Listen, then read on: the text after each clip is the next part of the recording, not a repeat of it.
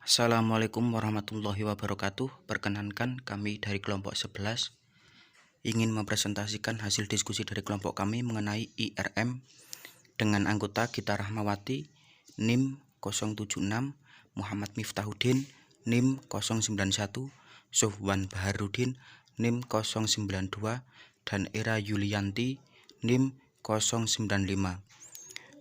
Silahkan memperhatikan, semoga nanti ilmu yang kami dapatkan bisa bersama-sama bermanfaat dan berkah. Amin amin ya rabbal alamin.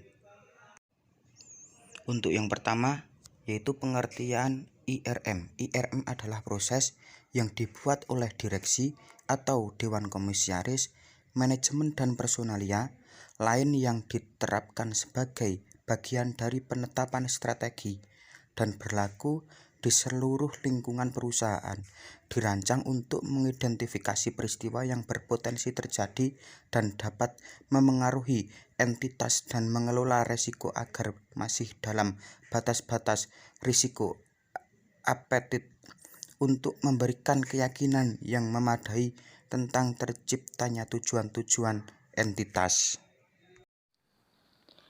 8 komponen yang dimiliki Enterprise Risk Management yaitu IRM terdiri dari 8 komponen yang saling terkait. Hal ini diturunkan dari cara manajemen menjalankan perusahaan dan pengintegrasian manajemen proses. Adapun kedelapan komponen itu adalah sebagai berikut. Yang pertama ada lingkungan internal, yang kedua penetapan tujuan, yang ketiga identifikasi peristiwa, yang keempat penilaian resiko, yang kelima respon resiko, yang keenam pengendalian aktivitas, yang ketujuh informasi dan komunikasi, dan yang terakhir ada pemantauan atau monitoring. Hubungan antara tujuan dan komponen IRM. 4 tujuan strategik, operation, reporting, dan compliance digambarkan di bagian atas kubus yang berwarna kuning. Dalam komponen, mulai dari interval environment sampai dengan monitoring, digambarkan di bagian depan kubus dalam 8 warna. Unit-unit organisasi, subsidiary, bisnis, unit division, entity level digambarkan di sisi kanan kubus. Gambar ini mencerminkan kemampuan untuk memusatkan perhatian pada IRM untuk entitas yang bersangkutan secara menyeluruh.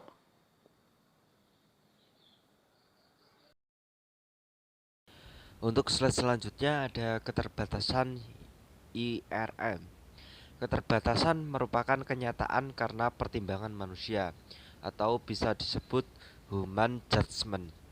Dalam membuat keputusan bisa salah atau keliru. Keputusan menanggapi risiko dan penentuan sistem dan prosedur pengendalian harus mempertimbangkan relative cost and benefits. Kegagalan bisa terjadi karena kesalahan manusia. Mengendalikan dapat diterobos lewat kolusi dua orang atau lebih dan manajemen mampu mengesampingkan keputusan-keputusan IRM. Slide selanjutnya ada peran dan tanggung jawab IRM. Ketika kita mendengar peran dan tanggung jawab, maka ada setiap orang dalam entitas mempunyai tanggung jawab tertentu dalam IRM. Direktur utama, Chief Executive Officer, pada akhirnya bertanggung jawab sebagai pemilik IRM. Para manajer mendukung falsafah IRM, mendorong ketaatan terhadap risk appetite dan mengelola risiko dalam wilayah tanggung jawab mereka, sejalan dengan risk tolerance. Seorang pejabat dengan tanggung jawab khusus atau resiko risk officer, pejabat di bidang keuangan, financial officer, editor internal, dan orang-orang tertentu lainnya yang mempunyai tanggung jawab kunci. Personalia lainnya bertanggung jawab melaksanakan IRM sesuai dengan petunjuk dan protokol yang telah ditetapkan. Established Directive and Protocols.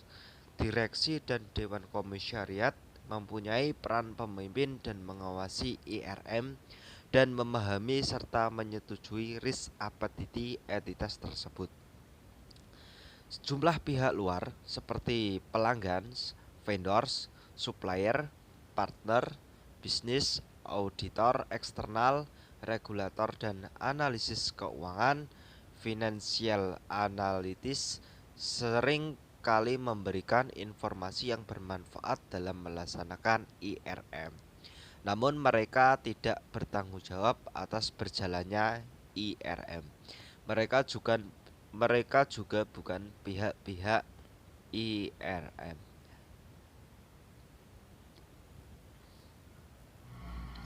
Selanjutnya, hubungan antara audit internal dan IRM. IRM mengembangkan kerangka atau framework IRM, melaksanakan kerangka IRM, memberi advice kepada manajemen tentang integrasi IRM ke dalam operasi bisnis dan peran masing-masing untuk keberhasilan integrasi tersebut, memberi advice mengenai akuntabilitas terhadap resiko pengendalian dan tugas, memberi advice kepada manajemen dan board untuk menafsirkan informasi tentang IRM, menyampaikan status dan kinerja IRM kepada komite audit dan resiko, bertindak sebagai penasihat dan mentor dari manajemen perihal IRM. Selanjutnya ada audit internal. Mengaudit kecukupan dan efektifnya kerangka IRM, mengaudit implementasi kerangka IRM, mengaudit komitmen manajemen dan peran-peran mereka dalam IRM, mengaudit apakah para manajer yang bertanggung jawab memang mampu dan memenuhi tugas mereka, memberi asuransi yang independen tentang asuransi IRM yang diberikan ke board, memberi pandangan yang independen tentang kredibilitas dan dapat dipercayai informasi kepada komite audit dan risiko, bertindak sebagai independent reviewer untuk memberikan asuransi mengenai kemampuan dan kinerja IRM. Kesimpulannya, IRM adalah proses yang dibuat oleh direksi atau dewan komisaris, manajemen dan personalia lain yang diterapkan sebagai bagian dari penetapan strategi dan berlaku di seluruh lingkungan perusahaan. Dirancang untuk mengidentifikasi peristiwa yang berpotensi terjadi dan dapat mempengaruhi entitas dan pengelola risiko agar masih dalam batas-batas wajar risiko, untuk memberikan keyakinan yang memadai tentang tercapainya tujuan-tujuan entitas. IRM bukanlah proses yang harus berjalan berturut-turut, di mana satu komponen mempengaruhi komponen berikutnya. Proses IRM bersifat multidireksional atau kebanyak arah dan iteratif, di mana hampir setiap komponen dapat mempengaruhi satu sama lain. Adapun hubungan langsung antara tujuan dengan komponen IRM, yaitu apa yang diperlukan untuk mencapai tujuan tersebut.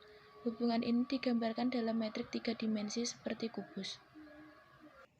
Sekian dari kelompok kami, kurang lebihnya mohon maaf. Wassalamualaikum warahmatullahi wabarakatuh.